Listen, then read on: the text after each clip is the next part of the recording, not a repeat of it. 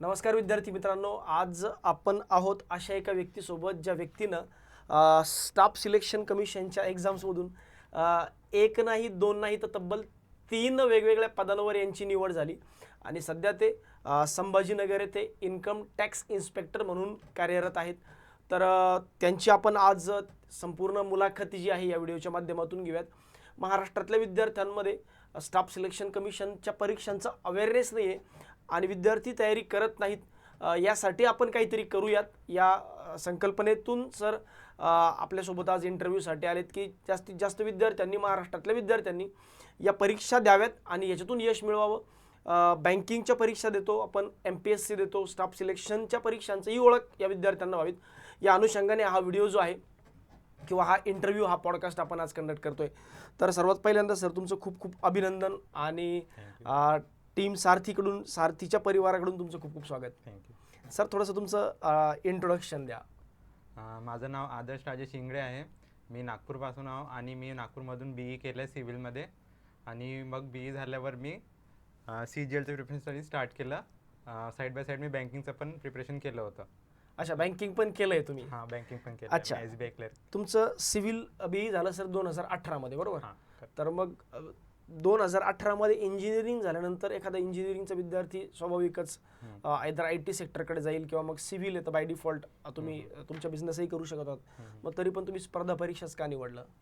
त्याच्या मागे रिझन असं होतं, म्हणजे माझा एक दादा आहे. अच्छा. तर तो ऑलरेडी प्रायव्हेट जॉब करत आहे. बरं. तर पप्पा सजेस्ट करत होते की आता दादा प्रायव्हेटमध्ये करते तर तू गव्हर्नमेंटसाठी ट्राय कर. आणि वरून बरोबर. माझं टेक्निकल टू बी ऑनेस्ट एवढं स्ट्रॉंग नव्हतं कॉलेजमध्ये. स्ट्रॉंग नव्हतं टेक्निकल, तर म्हणून मी म्हटलं ठीक आहे गव्हर्नमेंट जॉबसाठी प्रिपेअर करतो. आणि मग मी स्टार्टिंग MPSC पासून केलं होतं. पण MPSC मला तेवढं नाही जमलं कारण त्यात पूर्ण मराठी होतं. बरं. आणि लहानपणापासून माझं इंग्लिश मीडियम होतं म्हणून ते म्हटलं नाही, मला नाही जमणार. अच्छा. आणि मग मी CGLकडे थोडं डायव्हर्ट केलं. मन माझ्या फ्रेंडनी मला सजेस्ट केलं की एक CGL नावाची एक्झाम आहे, त्यात इंग्लिश असतं, बरं. तर ते ट्राय करून पहा. मग मी त्याच्यासाठी प्रिपरेशन स्टार्ट केलं. अच्छा.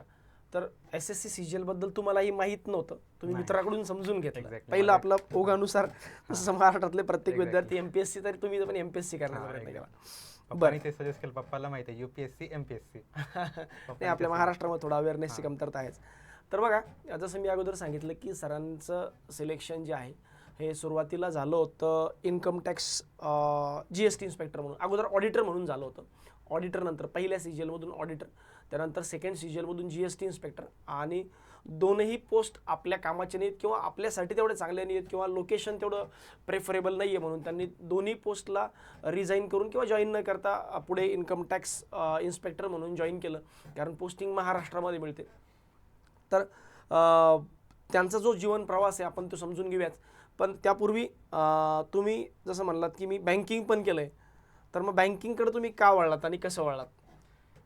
बँकिंगकडे वळायचं मेन रिझन म्हणजे हे होतं की ॲक्च्युली माझं एम तर CGLचंच होतं. पण CGLमध्ये पहिले टाईम खूप लागायचा. पहिले CGLमध्ये 4 टियर असत होते, Tier 1, Tier 2, Tier 3, Tier 4. बरोबर. तर ते पूर्ण नोटिफिकेशन पासून जॉईनिंग प्रोसेस होईपर्यंत जवळपास 2 वर्ष लागत होते. बरोबर. तर मला तेवढा टाईम नव्हता वेट करायचा, कारण घरचेवाले तरी मला सपोर्ट करत होते, पण मला इतक्या वेळ घरी नव्हतं बसायचा. बरोबर. तर मला माहित होतं की बँकिंगमध्ये प्रोसेस फास्ट होते. फ्रॉम नोटिफिकेशन टू जॉईनिंग म्हणजे ऑलमोस्ट 6 to 8 मंथ्समध्ये पूर्ण प्रोसेस होऊन जाते. अगदी बरोबर. आणि अभ्यास तर करतच होतो मी. आपला रिझनिंग, GK, इंग्लिश वगैरे थोडं सेमच आहे सिलेबस. पूर्ण तर नाही पण थोडं सेम आहे. फक्त बँकिंग अवेअरनेस एक्स्ट्रा करायचं होतं, आणखी DI वगैरे. तर ते मी करत होतो. आता फुल फ्लो मध्ये होतं तर ते सगळं जमून जातं एका वेळेस. तर मी दिली SBI क्लेरिकल आणि ते झालं माझं फर्स्ट अटेम्प्टमध्ये झालं. आणि मला भेटली जॉब. मग तुम्ही किती दिवस जॉब केला SBI मध्ये? मी SBI मध्ये 14 मंथ्स केलं. बीडला पोस्टेड होतो मी ॲज क्लेरिकल. बरं. मग तिथे असताना मी कंटिन्यू माझा अभ्यास चालू तिथे ठेवला. तुमचा बँकिंग मध्ये जॉब करत असताना तुमचा एक्सपिरियन्स कसा होता एक्झॅक्टली? एक्सपिरियन्स म्हणजे ठीक आहे. एक्सपिरियन्स म्हणजे ओव्हरऑल सिनियर्स तर माझे खूप सपोर्टिव्ह होते ॲक्च्युली. पण तिथे वर्कलोड खूप जास्त असतं, म्हणजे पब्लिक डिलिंग खूप जास्त असते. SBI म्हणजे आलं म्हणजे ऑफकोर्स ते आलंच. पब्लिक डिलिंग खूप जास्त असते. वरून मी रूरल एरियामध्ये पोस्टेड होतो, त्यामुळे इलिटरेट लोक खूप यायचे, त्यांना हँडल करायला खूप टाइम जायचा. वरून मग तिथे म्हणजे वरचे जे खूप सिनियर्स असतात ते प्रेशर टाकतात की यांना इन्शुरन्स सेल करा, इन्शुरन्स. पण आता असं म्हणायला नाही पाहिजे, पण ही रियालिटी तशीच आहे. बँकिंगमध्ये आता सध्या परिस्थिती थोडेफार प्रमाणात आहेच, म्हणजे बऱ्यापैकी प्रमाणात आहे असंच मी म्हणेल. वर्कलोड खूप जास्त असतं. तर आम्ही विद्यार्थ्यांना म्हणतो की बाबांनो, तुम्ही बँकिंगचं प्रिपरेशन करताय तर चांगली गोष्ट आहे, पण तुम्ही सायमल्टेनियसली अजून थोडं मोठे स्वप्न बघा, कारण आजही आपले विद्यार्थी काय करतात की क्लर्क जरी झालो तरी सॅटिस्फाईड होऊन जातात. क्लर्क झाल्यानंतर यांचं पहिलं टार्गेट असतं लग्न करणे. तर ती एक मानसिकता जी आपल्याला महाराष्ट्रातल्या विद्यार्थ्यांची बदलली पाहिजे. बरं, माझा असं एक प्रश्न आहे की तुम्ही SSCची पण तयारी केली, तुम्ही NTPCची पण तयारी केली आणि सोबत तुम्ही बँकिंग पण केलं, बऱ्यापैकी तिन्ही सेक्टरमध्ये तुम्हाला सक्सेस मिळालं. तर तुम्हाला काय वाटतं की या तिन्ही प्रोसेसमध्ये सगळ्यात जास्त इझी सिलेबस कुठला आहे, SSC की बँकिंग, डिफिकल्टी लेवलनुसार? डिफिकल्टी लेवल तर सर मोरलेस सेम इक्वलच राहणार, कारण सर बँकिंग मध्ये सर म्हणजे ठीक आहे आपलं इंग्लिश वगैरे ठीक आहे नॉर्मल आहे, पण रिझनिंग सर खूप अवघड आहे. मेन्स मध्ये सर पझल्स खूप मोठे असतात, एकदम 10-10 15-15 मिनिट्स लागतात त्याला, तर त्याचं रिझनिंग खूप हार्ड आहे. वरून बँकिंग अवेअरनेस हार्ड असतं कम्पेअर टू दॅट. CGL मध्ये कसं इंग्लिश थोडं ठीक आहे, जर तुमचं ग्रॅज्युएशन पर्यंत चांगलं आहे इंग्लिश मीडियमवर तुम्ही करू शकता ते, बाकी मॅथ्स रिझनिंग पण एवढं टफ नसतं. CGL मध्ये सर डिसाइडिंग फॅक्टर असतं GK. बरोबर. तर GK सर खूप हार्ड असतं CGL. सेम तिकडे आपला मॅथ्स म्हणजे बँकिंग मध्ये मला पझल वगैरे हार्ड वाटत होतं, म्हणजे रिझनिंग हार्ड वाटत होतं. बरोबर, कारण तुम्ही तयारी तशी केली होती. अगदी बरोबर. ठीक आहे, ओव्हरऑल मोरलेस तर सेमच वाटतं. म्हणजे एक बँकिंगची तयारी करणारा विद्यार्थी पण SSC करू शकतो आणि SSC तयारी करणारा विद्यार्थी बँकिंग करू शकतो, हे तुम्ही प्रूव्ह करूनच दाखवलंय. लागतील. करेक्ट आहे, थोडे एक्स्ट्रा एफर्ट्स पण करू शकतो. करेक्ट आहे. म्हणजे त्याच्यासाठी माझा हा प्रश्न विचारण्याचा उद्देश असा की त्याच्यासाठी असं वेगळं काही खूप एफर्ट्स घ्यावे लागतात का? तर ऑफकोर्स नाहीच आहे. जर मी केलं तर कोणी पण करू शकतो सर. मी ॲव्हरेज स्टुडंट होतो सर कॉलेजमध्ये, ॲव्हरेज एकदम. अच्छा, मी केलं तर म्हणजे तुम्ही अगोदर सांगितलं की माझं टेक्निकल तेवढं साऊंड नव्हतं. टेक्निकल तेवढं साऊंड नव्हतं एक्झॅक्टली. अच्छा, ॲव्हरेज होतं सर. बरं, तर आता पुढचा प्रश्न माझा आहे की SSCचा अभ्यास तुम्ही कसा केलात? क्लास लावून, सेल्फ स्टडी क्लास लावून केला तर मग कसा, आणि सेल्फ स्टडी केला तर कसा? नाही, मी कम्प्लिटली सेल्फ स्टडी केला होता CGL साठी. फक्त मी मॉक टेस्ट विकत घेतले होते. बरं. आणखी म्हणजे तुम्ही कॉन्सेप्ट कशा क्लिअर केल्यात? कॉन्सेप्ट सर ना युट्यूबवर खूप व्हिडिओज आहेत सर, खूप. म्हणजे जर तुम्ही ना पेड कोर्सेस नाही घेतले तरी पण फ्रीमध्ये इतकं कंटेंट अवेलेबल आहे की तुम्ही तेच पूर्ण नाही करू शकता. अनलिमिटेड कंटेंट अवेलेबल आहे युट्यूबवर. तर त्याच्यावर एक इव्हन कोचिंग सेंटर नावाचे एक सर आहेत, भूतेश सर आहेत. त्यांनी काय केलं होतं, त्यांनी मेन्सचे एक टॉपिकचे पूर्ण 8-9 घंट्याचे व्हिडिओज बनवले होते. म्हणजे जॉमेट्रीचं पूर्ण मेन्समध्ये जेवढे पण क्वेश्चन आलेले आहेत, पूर्ण 9-10 घंट्याचा एक व्हिडिओ, पूर्ण जॉमेट्रीचा कन्सेप्ट, पूर्ण मेन्सुरेशनचा कन्सेप्ट किंवा पूर्ण आपला अरिथमेटिक सगळं कन्सेप्ट सगळे त्याचे त्यांनी व्हिडिओज टाकलेले आहेत. वरून मग वेगवेगळे मी असे फॉलो करत होतो, युट्यूबर्सला खूप फॉलो करत होतो. तुम्ही क्लास नाहीच लावला, स्वतः सेल्फ स्टडी करून प्रिपरेशन केलं. त्याच्यामुळे म्हणजे मला एक दोन अटेम्प्ट जास्त पण लागले असं म्हणू शकता तुम्ही. अच्छा, म्हणजे त्याचा ड्रॉबॅक पण आहे. ड्रॉबॅक पण आहे, कारण गायडन्स नसतं, प्रॉपर गायडन्स मिळत नाही. तर त्याच्यापेक्षा जर कोणती क्लास कोणतं पण एक फॉलो करायचा कोर्स घेऊन, भले तुम्हाला कंटेंट तिथं कमी जास्त मिळेल पण ऍटलीस्ट तुम्हाला गायडन्स मिळेल की तिथं शॉर्ट ट्रिक्स भेटतात की याला कसं सॉल्व्ह करायचं, मॅथ्सचे क्वेश्चन असतात याला म्हणजे शॉर्टेस्ट टाइम मध्ये कसं करायचं, ते स्वतःला फिगर आउट करायला टाइम लागतो सर. करेक्ट आहे, अगदी स्वतःला फिगर करायला टाइम लागतो. अगदी बरोबर. तर 2018 मध्ये तुमचं ग्रॅज्युएशन झालं, तर तुमची पहिली पोस्ट केव्हा निघाली? पहिली म्हणजे SBI क्लर्क? नाही, म्हणजे ऍक्च्युअली SSC CGL ची पहिली पोस्ट. SSC CGL ची सर मी 20 ची दिली होती, त्याच्यात माझं सिलेक्शन होतं झालं. बरं. 21 मध्ये मला ऑडिटर भेटला. त्यावेळेस मी बँक मध्ये होतो लागलेला, तर मला तेवढं टेन्शन नव्हतं. पण ठीक आहे, 2020 मध्ये माझं 1.5 मार्कांनी टॅक्स, ऑलमोस्ट 1.5 वर्षामध्ये पहिली एक्झाम पास झाला होता, म्हणजे तेवढाही काही फार जास्त वेळ नाही, जास्त नाही झाला. बरोबर. पहिले मी MPSC ट्राय केलं होतं ना, त्याच्यात थोडा वेळ गेला, 7-8 महिने. मग मी इकडे टर्न केलं, थोडा वेळ गेला. आणखी मग ठीक आहे.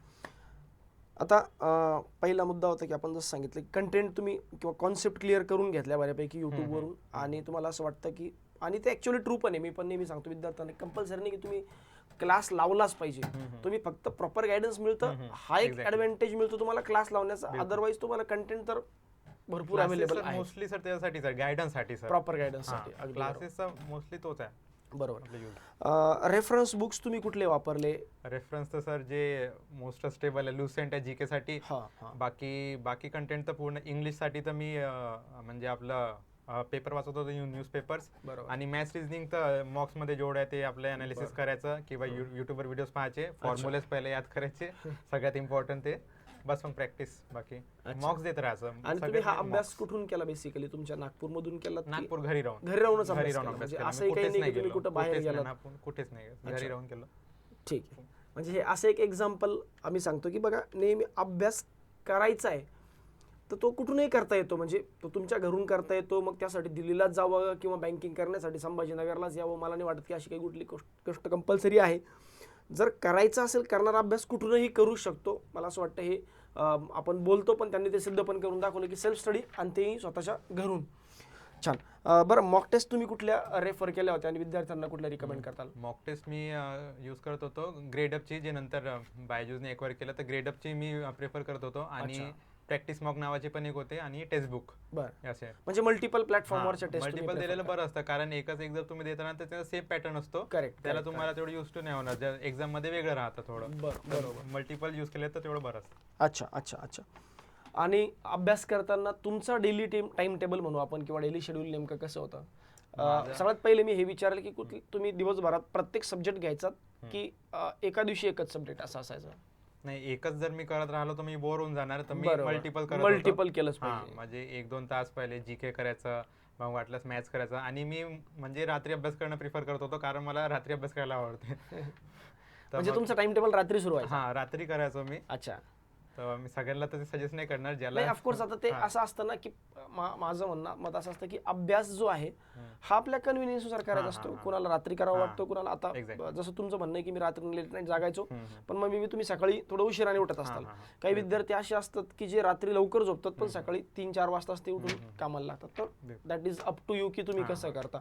अल्टिमेटली एम काय? अभ्यास करणं, अभ्यास झाला पाहिजे. अगदी बरोबर. बरं, जसं आपण म्हणलो की चला ठीक आहे, तुम्हाला रिझल्ट यायला 1.5-2 वर्षाचा कालखंड लागला, पण त्या काळामध्ये असं होतं ना की SSC मध्ये खूप घोटाळे होतात, एक्झाम कॅन्सलेशनचा प्रकार, result delay, time table schedule delay व्हायचं, किंवा आता सांगणार आहे की या महिन्यात SSC CGL अचानक पोस्टपोन व्हायचे. तर मग अशा वेळेस स्वतःला तुम्ही कसं बॅलन्स ठेवलं किंवा कसं मोटिवेटेड ठेवलं? हे इश्यूज तर तेव्हापासून पण होते जेव्हापासून मी देतो. तर ते एकच ऑप्शन त्याला की तुम्ही एक बॅकअप ऑप्शन पण ठेवा, बॅकअप एक्झाम द्या. त्यासाठीच मी SBI क्लेरिकल दिली होती, कारण मला माहित होतं CGL मध्ये वेळ खूप जाणार आहे. इव्हन माझं सिलेक्शन झालं तरी पण कमीत कमी 2 वर्ष लागू शकतात, कारण खूप कॉन्ट्रोवर्सी राहतं त्याच्यात. बरोबर. तर बॅकअप ऑप्शन म्हणून मी बँकिंग दिलं होतं आणि लकीली मला ते भेटलं पण. तर तसं एक ऑप्शन ठेवलेलं कधी पण बरं असतं. अगदी बरोबर. बरं, मग पण असतं ना की आपलं होईल की नाही होईल, हा पण एक बॅक ऑफ द माइंड, एक फोबिया किंवा एक भीती असते. मग त्याला कसं टॅकल केलं? त्याला तर तुम्ही निगेटिव्ह थॉट जितके कमी म्हणजे साईड करायचा प्रयत्न केला तेवढंच बरं, कारण त्याला काही दुसरं ऑप्शन नाही आहे. वेट तर तुम्हाला करावंच लागणार आहे. तुमचे अभ्यास करताना मित्र होते का खूप असे मित्र की 8-10 मित्रांचा 4 मित्रांचा ग्रुप होता का, की तुम्ही एकटेच? 3 जणांचा नाही, पण CGL करणारे नव्हते ऍक्च्युली. 2 फ्रेंड आहेत माझे खूप चांगले, ते दोघे MPSC वाले. अच्छा. त्यांनी MPSC CGL करणार तुम्ही एकटाच? मी एकटाच आहो. तर असं कोणी शेअर करायला नव्हतं मला की चांगला पण अँगल आहे आणि एक वाईट पण अँगल आहे. वाईट अँगल असं आहे की तुम्हाला कोणी शेअर करायला नाही, पण चांगला अँगल असं की तुमच्यात निगेटिव्ह थॉट्स त्याच्यामुळे आलेच नाही. आपलं आपल्या कामाशी काम, मी आपलं करत होतो बस. असं केलं मी. बढिया, खूप छान खूप छान.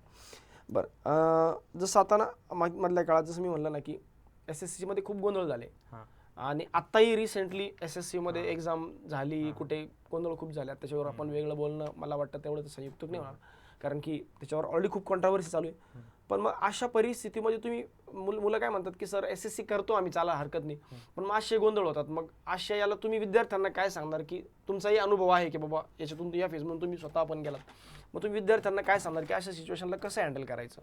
आणि अशा सिच्युएशन मध्ये त्याचा पेशन्स तर सगळ्यात पहिले मोस्ट इम्पॉर्टंट पेशन्स तुम्हाला ठेवायला लागेल, कारण आज न उद्या तर होऊनच जाईल ते क्लिअर. ठीक आहे, होते कॉन्ट्रोवर्सी माहित आहे, पण होते. माझ्या वेळेस पण झाले 2023 CGL मध्ये पण कोर्ट केस झालीच होती. मला पण थोडं वाटत होतं, पण ठीक आहे, ऍट द एंड सगळं होऊन जातं बरोबर. फक्त तुम्ही पेशन्स ठेवा आणि फक्त प्रिपरेशन कंटिन्यू ठेवा. आणि जेन्युइन लोकांचंही सिलेक्शन होतं, हे तर त्यांनी प्रूव्ह करून दाखवलं ना, की जसं आता बरेच विद्यार्थी काय म्हणतात की नाही सर खूप गोंधळ होतो आणि मग त्याच मुलांचं सिलेक्शन होतं.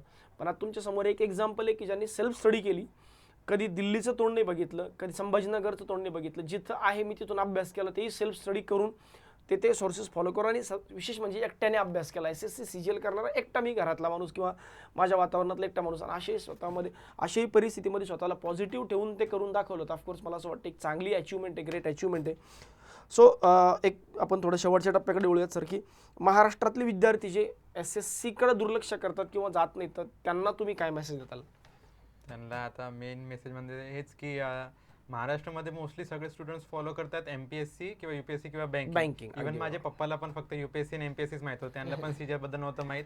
मला माझ्या फ्रेंडनी सजेस्ट केलं म्हणून मी केलं. तर हेच आहे की MPSC नो डाऊट खूप चांगली पोस्ट आहे, गॅझेटेड ऑफिसर बनता तुम्ही, खूप चांगली पोस्ट आहे, पण रिअलिटी तर हेच आहे ना की सगळं प्रत्येक जण नाही करू शकत ना एमपीएससी. तुम्हाला दुसरे ऑप्शन माहितच असले पाहिजे. Correct, बँकिंग पण ठीक आहे, पण सीजीएल पण खूप चांगली पोस्ट आहे. म्हणजे तुम्हाला क्लास 1 ऑफिसर नंतर युपीएससी नंतर जर तुम्हाला ग्रुप बी पोस्ट पाहिजे इथूनही तुम्ही तर क्लास 1 ऑफिसर होऊच शकता, काय प्रॉब्लेम नाही. प्रमोशन म्हणजे टाइम लागतो, पण ठीक आहे. मी आता ग्रुप बी ऑफिसर नॉन गॅझेटेड ग्रुप बी ऑफिसर आहोत मी. तर चांगलं ऑप्शन आहे सीजीएल पण, कारण तुम्हाला ऑल इंडिया खूप चांगली कुठे पण पोस्टिंग भेटू शकतं, महाराष्ट्रामध्ये पण भेटू शकते. खूप जादा सध्या आणि खूप vacancies आहेत available. आणि खूप रिस्पेक्टेबल पोस्ट आहे. तर बिलकुल ट्राय करायला पाहिजे सगळ्यांनी. आता तसं विचारलं नाही पाहिजे तरी पण एक अवेअरनेसचा भाग म्हणून सध्या तुमचं जॉब प्रोफाईल काय आहे? जॉब प्रोफाईल मी ऑडिट सेक्शनमध्ये पोस्टेड आहे. बरं. आणि म्हणजे जे पण जे एसएससीज असतात म्हणजे कॉमन पब्लिक, त्यांना मी एसएससीज म्हणतो, कारण त्यांची इन्कम आम्ही एसेस करतो. तर ते आमच्यासाठी एसएससी झाले. तर त्यांनी त्यांच्या आमच्याकडे कम्प्युटेशन म्हणजे त्यांचं पूर्ण आयटीआर आमच्याकडे येतो. त्यांनी म्हणजे प्रॉपर भरलाय की नाही आयटीआर, ड्यू डेटच्या आत भरलाय की नाही, ड्यू डेटच्या नंतर भरला असेल त्याला फाईन लागतो. मग त्याला त्यांनी जर त्याची इन्कम 1 करोडच्या म्हणजे जे स्लॅब आहे त्याच्या अकॉर्डिंग टॅक्स बरोबर लागलेला आहे की नाही. मग जर इन्कम खूप जास्त असेल 1 करोड तर त्याला सरचार्ज पण लागतो, एज्युकेशन सेस लागतो. हे सगळं बरोबर लागलंय की नाही. आणि जर त्यांनी लेट भरलाय तर त्यांना इंटरेस्ट पण लागतो, पेनल्टीज लागतो. ते सगळे इंटरेस्ट वगैरे पेनल्टी लागलेले आहेत की नाही. जर नसले लागलेले बरोबर तर आम्ही त्याला रेक्टिफाय करतो आणि त्याचं ऑब्जेक्शन काढतो आणि पुढे समोर फॉरवर्ड करतो. अच्छा अच्छा. डेस्क जॉब आहे, बाहेर कुठे जायची गरज नाही सर. ते म्हणजे थोडं म्हणजे सब्जेक्ट कसं खूप सारे सेक्शन्स आहेत सर. इन्कम टॅक्स मध्ये खूप सारे सेक्शन्स आहेत. तुमचा पर्सनल माझा डेस्क जॉब आहे. असे पण पोस्ट आहेत जे तुम्हाला फील्डवरच राहावं लागतं. जसं सर्च असते, रेड असते. रेडवर जर तुम्ही रेडच्या डिपार्टमेंट विंग डिपार्टमेंट म्हणतात त्याला, तर तुम्हाला खूप फिरायला लागतं, रेडवर जायला लागतं. एकदम अनॉनिमसली तुम्हाला कधी पण बोलावून घेतील, तुम्हाला जायला लागतं. तर ते डिपेंड करतं तुमचं सेक्शन कोणतं आहे. अच्छा अच्छा.